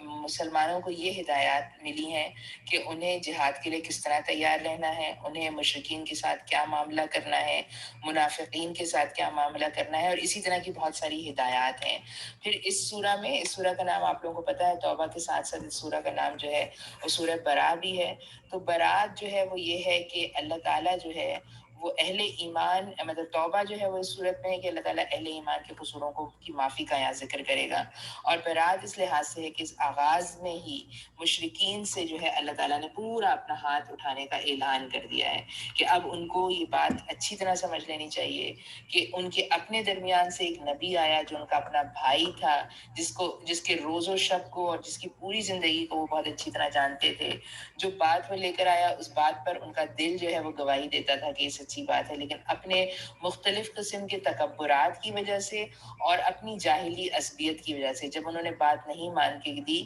تو پھر اب ان کے ساتھ جو ہے وہ اللہ تعالیٰ کا معاملہ ہونے والا ہے۔ اور یہ بات بھی ہم نے انفال میں رکھی تھی کہ اللہ تعالیٰ نے جو ہے نبی کریم صلی اللہ علیہ وسلم سے پہلے جتنے بھی انبیاء آئے، جب ان کی قوموں نے ان کو جو ہے وہ ریجیکٹ کر دیا تو اللہ تعالیٰ نے اپنے کوڑے سے ان قوموں کو ختم کر دیا۔ لیکن اب نبی کریم صلی اللہ علیہ وسلم کی امت جو ہے وہ یہ کام کرے گی کہ جب جو ہے انسانیت جو ہے وہ اسلام کے پیغام کو ریجیکٹ کرے گی تو اللہ تعالیٰ ان نہ ماننے والوں کو مسلمانوں کے ذریعے جو ہے وہ ختم کروائے گا۔ اب کس کو ختم کروائے گا، کس کو نہیں ختم کروائے گا، اسلام جو ہے وہ انسانی زندگی کی اس کے پاس کتنی اہمیت ہے، مسلمان ایک جو ہے وہ غیر مسلم کو کیا سمجھتا ہے، یہ ساری چیزیں جو ہے جب ہم سورہ کو پڑھیں گے تو اس میں ہم مختصراً لیکن جلدی جلدی دیکھتے جائیں گے، تاکہ اس سورہ کے لحاظ سے جو مسکنسیپشنز ہیں جو پھیلائے جاتے ہیں سوسائٹی میں، اور یہ کہا جاتا ہے کہ سورہ باقاعدہ اعلان کر رہی ہے کہ مشرکین کو جو ہے مارو، قتل کرو، ان کو جو ہے وہ باندھ کے رکھو، ان کے اوپر ظلم زیادتی کرو، یہ ساری چیزیں بھی انشاءاللہ جب ہم سورہ کے آغاز کریں گے تو ہم اس کو پڑھیں گے۔ اچھا، اب بنیادی طور پہ یہاں پر جو بات سمجھنے والی ہے وہ یہ ہے کہ یہ ایک مطلب قرآن کی مطلب یعنی تجزیے کے اعتبار سے یہ ایک ایسی سورہ ہے کہ جس کو سمجھنے کے لیے ہمیں بہت اپنے ذہن کو جو ہے وہ لگانا پڑتا ہے، اور یہ بات سمجھنی پڑتی ہے کہ اس سورہ کی کس آیت کو کون سے حالات میں اللہ تعالیٰ نے نازل کیا، اور ان حالات کے لحاظ سے ان اسباب کی وجہ سے ان آیات میں سے کیا جو ہے وہ حکم نکلتا ہے نا۔ موٹے اگر ہم اصول رکھیں تو ہم اس سورہ کو 2 حصوں میں تقسیم کر لیتے ہیں۔ پہلے 5 رکوع جو ہے یا پہلے 5 حصے جو ہیں اس سورہ کے، وہ ایک مضمون سے جو ہے وہ خطاب کریں گے، اور باقی کے 11 جو حصے ہیں وہ دوسرے مضمون سے خطاب کریں گے۔ پھر پیاری بہنوں، ایک بات جو میرے اور آپ کے ذہن میں رہنی چاہیے وہ یہ کہ نبی کریم صلی اللہ علیہ وسلم کا معاملہ باقی انبیاء سے مختلف اس طرح سے ہے کہ آپ کی بعثت جو ہے وہ خصوصی بھی ہے اور عمومی بھی ہے۔ خصوصی طور پر آپ مشرکین مکہ کی طرف جو ہے وہ بھیجے گئے، عرب کے ان لوگوں کی طرف، عربی زبان کے ساتھ، عربی قرآن کے ساتھ بھیجے گئے، اور ان کے درمیان آپ صلی اللہ علیہ وسلم رہے، آپ صلی اللہ علیہ وسلم نے اللہ کی دعوت کو پیش کیا،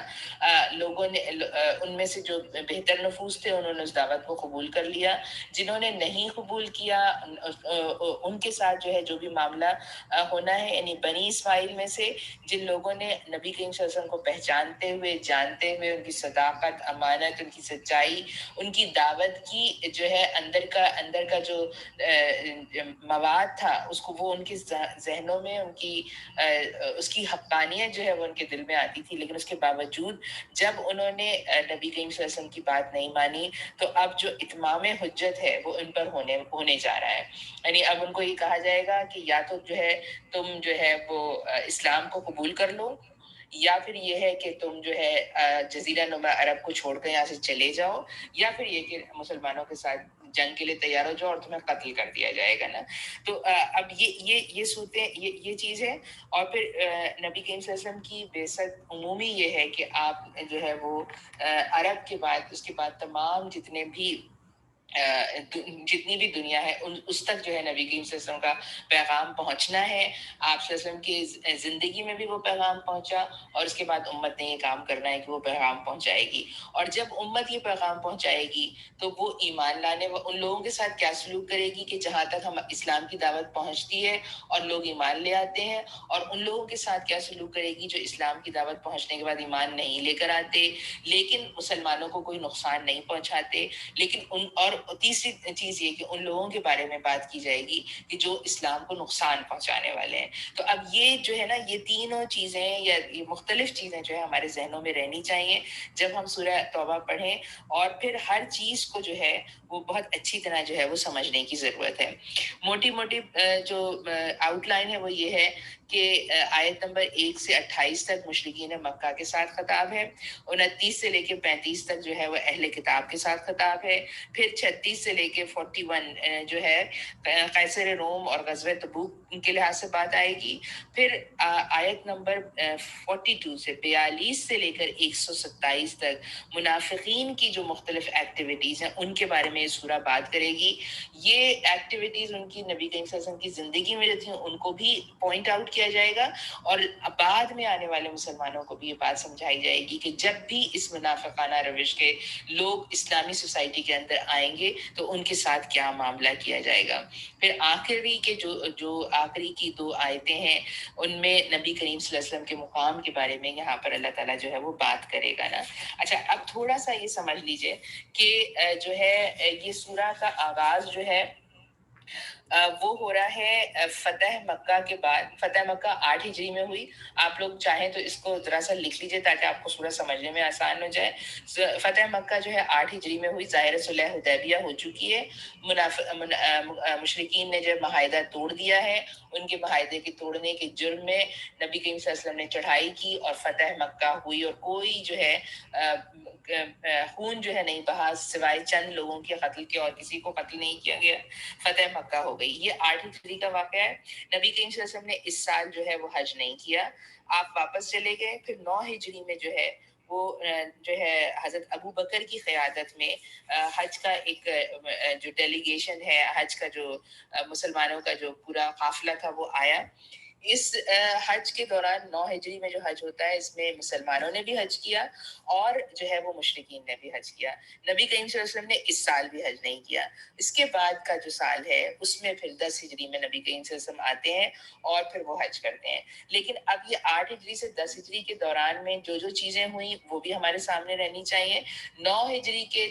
حج میں بہرحال جو حضرت ابو بکر صدیق رضی اللہ تعالیٰ عنہ کی قیادت میں ہوا, اس میں اس سورہ کی ابتدائی آیات کو لوگوں کے سامنے پڑھ کر سنا دیا گیا, کیونکہ اب اس کے بعد جو ہے یہ 9 ہجری کے حج کے بعد اب مشرکین کو کبھی حرمین میں عرب کی سرزمین میں آنے کی اجازت نہیں ہے, اور ان کو جو ہے اپنے مشرکانہ طریقے سے اللہ کے گھر کے اطراف جو ہے حج کرنے کی اجازت تا قیامت کے لیے جو ہے وہ ختم ہو گئی ہے. مختلف چیزیں آئیں گی جب ہم اس سورہ میں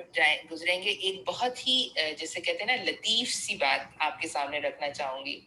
کہ اللہ تعالیٰ کی جو پلاننگز ہوتی ہیں نا, اللہ تعالیٰ جس طرح سے اپنے کام کرواتا ہے وہ جو ہے جب اس کو آپ دیکھیں تو آپ کو احساس ہوتا ہے کہ ہاں رب جو ہے وہ مطلب کس طرح جو ہے وہ چیزوں کو پلان کرتا ہے. آپ سوچئے حضرت ابو بکر صدیق رضی اللہ تعالیٰ عنہ کی قیادت میں 9 ہجری میں جو ہے مسلمانوں کا جو قافلہ ہے وہ حج کے لیے آتا ہے, لیکن پیچھے سے اللہ تعالیٰ ان آیات کے ساتھ حضرت علی کو بھیجتے ہیں. اور حضرت علی کون ہے؟ حضرت علی رضی اللہ تعالیٰ عنہ وہی معصوم سا چھوٹا سا 11-12 سال کا لڑکا, دبلا پتلا, جس کی ٹانگیں جو ہے وہ لرز رہی تھیں جب اس نے کھڑے ہو کر اللہ کے نبی کے بارے میں کہا تھا کہ میں آپ پر ایمان لایا. آنکھیں ان کی آشوب زدہ تھیں, آنکھوں میں بھی بیماری تھی, کمزوری کا عالم تھا, اور پورے اس خاندانی مجمع میں سے کون کھڑا ہوا تھا؟ حضرت علی کھڑے ہوئے تھے. اور یقیناً خاندان نے ان کو کس طرح ریڈیکیول کیا ہوگا, کیا کیا ان کے اوپر گزرا ہوگا. لیکن اب اللہ تعالیٰ اسی بچے کو جو ہے اس حیثیت میں بھیج رہا ہے کہ وہ اعلان کر رہا ہے کہ اب جس نے جو ہے وہ مکہ کی سرزمین پر جو ہے اللہ کی ساتھ کسی کو شرک کیا تو اس کے ساتھ اللہ تعالیٰ کیا معاملہ کرنے والا ہے. صحیح، یہ بات بھی ذہن میں رکھیے. اچھا، اب اس کے بعد یہ ہے کہ اس سورہ کا آغاز جو ہے وہ بسم اللہ الرحمن الرحیم سے نہیں ہوتا، اور اس کی سب سے بڑی وجہ یہ ہے کہ نبی کریم صلی اللہ علیہ وسلم نے اس سورہ کے آغاز میں بسم اللہ الرحمن الرحیم نہیں لکھوائی. لیکن حضرت علی سے ایک بات مروی ہے کہ یہ سورہ جو ہے وہ مشرکین مکہ کے لیے اور عرب کے مشرکوں کے لیے ایک ننگی تلوار کی طرح جو ہے وہ نازل ہوئی، اس لیے جو ہے اس کے شروع میں جو ہے وہ بسم اللہ الرحمن الرحیم نہیں لکھی جاتی نا. اچھا، یہ جو ہے یہ تو مختصراً ایک مختصر سا تعارف ہے. اس سورہ میں جو خطاب ہے نا، یعنی ہم یہ سوچ سکتے ہیں کہ پھر اگر یہ سارا تاریخی پنس منظر ہے اور اس جگہ یہ ان واقعات کی وجہ سے یہ سورہ نازل ہوئی، تو میرے اور آپ کے لیے کیا ہے؟ تو میرے اور آپ کے لیے اس سورہ میں یہ ہے کہ میں اور آپ جو ہم ہیں، جو موراکو سے لے کر انڈونیشیا، ذرا سا اپنے ذہن میں جو ہے نا دنیا کا میپ لے کر آئیے. اللہ تعالیٰ مجھے اور آپ کو، ہم سب کو یہ کہہ رہا ہے کہ تم کہیں بھی رہتے ہو، مشرق میں ہو، مغرب میں ہو، جو ہے نارتھ پول پہ رہ رہے ہو، نیچے کہیں جا کر رہ رہے ہو، تم کو کیا کام کرنا ہے؟ تمہیں اٹھنا ہے، کھڑے ہونا ہے، اپنے اندر مضبوطی پیدا کرنی ہے، اور پھر کام کرنا ہے. اور کام کیا کرنا ہے؟ اللہ کے دین کو قائم کرنا ہے اپنی زندگیوں میں اور پھر انسانوں کی زندگیوں میں نا. اور پھر جو ہے مطلب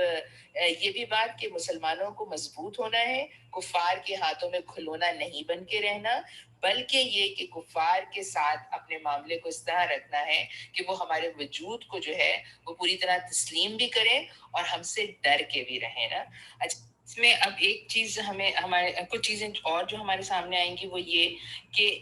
مسلمانوں کے مختلف قسم کے ایٹیٹیوڈز کے بارے میں یہاں پر بات ہوئی ہے نا. تو کون سے مطلب مسلمان سوسائٹی کے اندر رہنے والے مختلف جو لوگ ہیں، ان میں وہ لوگ بھی شامل ہیں جو کہ اس زمانے میں بھی بڑے ریسورسفل تھے اور آج کے زمانے میں بھی ہوتے ہیں ایسے مسلمان جو بڑے ریسورسفل ہوتے ہیں. لیکن جب ان سے اللہ تعالیٰ کے دین کے لیے کسی کام کا مطالبہ کیا جاتا ہے، کسی قربانی کا مطالبہ کیا جاتا ہے، کسی مالی اعانت کا مطالبہ کیا جاتا ہے، تو ہمیشہ جو ہے وہ کوئی نہ کوئی ایسا بہانہ، ایسی ایکسکیوز تراش کے لے کر آتے ہیں اور اپنے آپ کو معذور بنا لیتے ہیں کہ ہم یہ کام نہیں کر سکتے. اللہ تعالیٰ ان کے بارے میں بات کرے گا اور بالکل بتا دے گا کہ ان کے ساتھ کیا کام، کس طرح کا معاملہ کرنا ہے. پھر جو مسجد زرار بنا کر مسلمانوں کے خلاف جو ہے وہ جو جس طرح سے پلاننگ منافقین کرتے تھے، تو اس لحاظ سے بھی یہاں پہ بات آئے گی. اور ہمیں یہ بات بہت اچھی طرح آج کے زمانے میں دیکھنی ہوگی کہ کون سے وہ جو گروہ ہیں اور وہ کس قسم کے مسلمان نام رکھنے والے لوگ ہیں جو مسلمان ہوتے ہوئے دین کو جو ہے وہ خراب کرتے ہیں. یعنی آپ دیکھیے کہ مطلب اسلام کا نام لے کر وہ کون سے لوگ ہیں جو کام کرتے ہیں. آج ہم رمضان میں دیکھتے ہیں کہ ایکٹر آ کر بیٹھ جاتے ہیں اور وہ آپ کو قرآن پڑھانا اور دین پڑھانا شروع کر دیتے ہیں. تو یہ ان کے بارے میں بھی اللہ تعالیٰ ہمیں ہدایت دے رہا ہے. اس وقت کے لیے بھی ہدایت تھی، آج میرے اور آپ کے لیے بھی ہدایت ہے نا. پھر اللہ تعالیٰ اس سورہ میں جو ہے وہ مومنین کا بھی ذکر کرے گا. سبقت لے جانے والے مومنین تو اپنے آپ کو وہاں پر کہیں تلاش کریں، کچھ دوڑے بھاگیں، کچھ کوشش کریں کہ ہم بھی کبھی تو ہم جو ہے اس کی صف میں داخل ہونا. پھر یہ کہ اللہ تعالیٰ کہے گا اس سورہ میں کہ مومنوں کے جو مال جو ہے نا اور ان کی جانیں جو ہے اللہ تعالیٰ نے جنت کے عوض خرید لیے. تو اب ذرا سا اپنی جان اور اپنی مال اور اپنی صلاحیت کا بھی ہم جائزہ اس وقت لیں گے کہ کہاں کہاں ہم نے اللہ کے ساتھ جو ہے وہ جو ہے وہ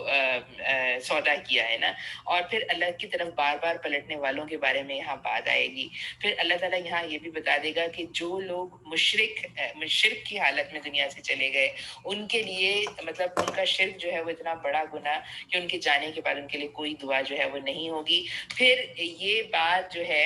یعنی یہ جو پوری سورہ ہے نا یہ ہے ایسی کہ جو کہ ہلانے والی ہے. تو اس پوری سورہ کو پڑھنے کے بعد آخر میں ہم ضرور اس بات کا جائزہ لیں گے کہ کیا اس سورہ کے اختتام پر ہمارا ایمان کچھ بڑھتا ہے یا ہم اسی حالت میں رہتے ہیں. دیکھیے پیاری بہنوں، ہمارے جو حالات ہیں، جو ہمارے چیلنجز ہیں، جن چیزوں میں ہم رہ رہے ہیں، جس طرح سے دنیا جو ہے وہ آگے بڑھ رہی ہے، اس میں اگر ہم نے اپنے ایمان کی حفاظت نہیں کی، اگر ہم نے اپنے ایمان کو نفاق سے نہیں بچایا، آپ سوچئے ذرا یہ بات کہ نبی کریم صلی اللہ علیہ وسلم خود یہ دعا کرتے ہیں اللہ تعالیٰ سے کہ اللہ تعالیٰ مجھے دل کی شقاقیت سے اور نفاق سے اور سوء اخلاق سے جو ہے وہ محفوظ رکھ۔ تو یہ کتنی بڑی چیز ہے، تو اپنے آپ کو نفاق سے بچانا، اپنے دل کو سختی سے بچانا اور اپنے اخلاق کو بہترین بنانا، یہ سب چیزیں جو ہے نا، یہ مطلب ان کا جائزہ لیں، اور اس میں پھر ہم رکھ کر ان کو بڑے بڑے پوائنٹ بنا کر ہم دیکھیں کہ ہمارے جو ہے وہ معاملات جو ہے وہ اس سورہ کے پڑھنے کے بعد جو ہے وہ ہمارے دل کی سختی، ہمارے اندر کا نفاق اور ہماری کمزوریاں جو ہے وہ کس حد تک جو ہے وہ ہمیں دور کرنی ہے، کیا ہمیں اپنے لیے جو ہے وہ اصول لے کر اٹھنا ہے، اور پھر اس کے اوپر جو ہے وہ کس طرح سے ٹھک کر جو ہے وہ کام کرنا ہے۔ اعوذ باللہ من الشیطان الرجیم۔ اعلان برات ہے اللہ اور اس کے رسول کی طرف سے ان مشرکین کو جن سے تم نے معاہدہ کیے تھے، بس تم لوگ ملک میں 4 مہینے اور چل پھر لو اور جان رکھو تم اللہ کو عاجز کرنے والے نہیں ہو، اور یہ کہ اللہ منکرین حق کو رسوا کرنے والا ہے۔ یہ وہ مشرکین ہیں کہ جنہوں نے صلح حدیبیہ میں نبی کریم صلی اللہ علیہ وسلم سے معاہدہ کرنے کے بعد پھر اس معاہدے کو توڑ دیا۔ اللہ تعالیٰ اب ان کو حکم دے رہا ہے کہ بس اب صرف تمہارے پاس 4 مہینے ہیں، اس میں یا تو اپنی جان بچا کر یہاں سے دفاع ہو جاؤ، یا سیدھی طرح ایمان لے آؤ، یا پھر قتل ہونے کے لیے اور مسلمانوں سے مقابلہ کرنے کے لیے تیار ہو جاؤ نا۔ اعلان عام ہے اللہ اور اس کے رسول کی طرف سے حج اکبر کے دن تمام لوگوں کے لیے اللہ مشرکین سے بری ذمہ ہے اور اس کا رسول بھی۔ حج اکبر جو ہے نا، اس کے بارے میں جو کنفیوژن ہے بس اس کو دور کر لیجئے۔ عمرہ جو ہے وہ عرب کے لوگوں کے پاس جو ہے وہ حج اصغر کہلاتا تھا، اور ہر حج جو کہ ہر سال آتا ہے وہ حج اکبر ہے نا۔ مشرکین سے بری ذمہ ہے اور اس کا رسول بھی۔ اب اگر تم لوگ توبہ کر لو تو تمہارے لیے ہی بہتر ہے، اور جو منہ پھیرتے ہو تو خوب سمجھ لو کہ تم اللہ کو عاجز کرنے والے نہیں ہو۔ دیکھیے بندے کے ساتھ اللہ کا معاملہ یہ ہے کہ ایک طرف وہ کہہ رہا ہے کہ تمام شرک کرنے والوں سے اللہ جو ہے اپنے آپ کو بے تعلق کر رہا ہے نا، اب کوئی تعلق نہیں تمہارا، لیکن پھر بھی اللہ تعالیٰ کہہ رہا ہے کہ اگر آج بھی تمہیں یہ بات سمجھ میں آ جائے اور تم اللہ کی طرف پلٹ لو تو جو ہے وہ اللہ تعالیٰ تمہیں قبول کر لے گا، لیکن یہ جان لو کہ ورنہ تم اللہ کو عاجز کرنے والے نہیں ہو۔ اے نبی صلی اللہ علیہ وسلم، انکار کرنے والوں کو سخت عذاب کی خوشخبری سنا دو، بجز ان مشرکین کے جن سے تم نے معاہدے کیے ہیں، پھر انہوں نے اپنے عہد کو پورا کرنے میں تمہارے ساتھ کوئی کمی نہیں کی اور نہ تمہارے خلاف کسی کی مدد کی، تو ایسے لوگوں کے ساتھ تم بھی مدت معاہدے تک وفا کرو، کیونکہ اللہ متقیوں ہی کو جو ہے وہ پسند کرتا ہے۔ پیاری بہنوں، یہ جو پوری آیت نمبر 1 سے 28 تک جو آیت ہیں، یہ ایک اسپیسیفک زمانے کے میں نازل ہوئی ہیں۔ اتمام حجت ہے مشرکین مکہ کے لیے جو بات نہیں مان رہے۔ ان جنرل یہ جو ہدایت ہے یہ تمام دنیا کے مشرکین کے لیے سارے وقتوں کے لیے نہیں ہے، بلکہ خاص طور پر اس وقت کے مکہ میں رہنے والے، عرب میں رہنے والے مشرکین کے لیے ہے۔ بس جب حرام مہینے گزر جائیں تو مشرکین کو قتل کرو، جہاں پاؤ اور انہیں پکڑو اور گھیرو اور ہر گھات میں ان کی خبر لینے کے لیے بیٹھو، پھر اگر وہ توبہ کر لیں اور نماز قائم کریں اور زکوٰۃ دیں تو انہیں چھوڑ دو، اللہ درگزر کرنے والا اور رحم فرمانے والا ہے۔ اور اگر مشرکین میں سے کوئی شخص پناہ مانگ کر تمہارے پاس آنا چاہے تاکہ اللہ کا کلام سنے تو اسے پناہ دو یہاں تک کہ وہ اللہ کا کلام سن لے، پھر اسے اس کے مامن تک جو ہے تک پہنچا دو، یہ اس لیے کرنا چاہیے کہ یہ لوگ علم نہیں رکھتے۔ ٹھیک پیاری بہنوں، آج کی اپنی نشست کو یہیں پہ ختم کرتے ہیں، اور انشاءاللہ اللہ تعالیٰ سے دعا ہے کل پھر دوبارہ ملاقات کرتے ہیں۔ اللہ تعالیٰ ہم سب کے لیے معاملے آسان فرمائے، ہماری قرآن فہمی کو جو ہے وہ مضبوط کرے اور ہمیں عمل کرنے والوں میں شامل کر لے۔ سبحانک اللہم و بحمدک، نشہد ان لا الہ الا انت، نستغفرک و نتوب الیک۔ سبحان ربک رب العزت عما یصفون وسلام علی المرسلین والحمد للہ رب العالمین۔ آپ سب کو السلام علیکم ورحمۃ اللہ وبرکاتہ۔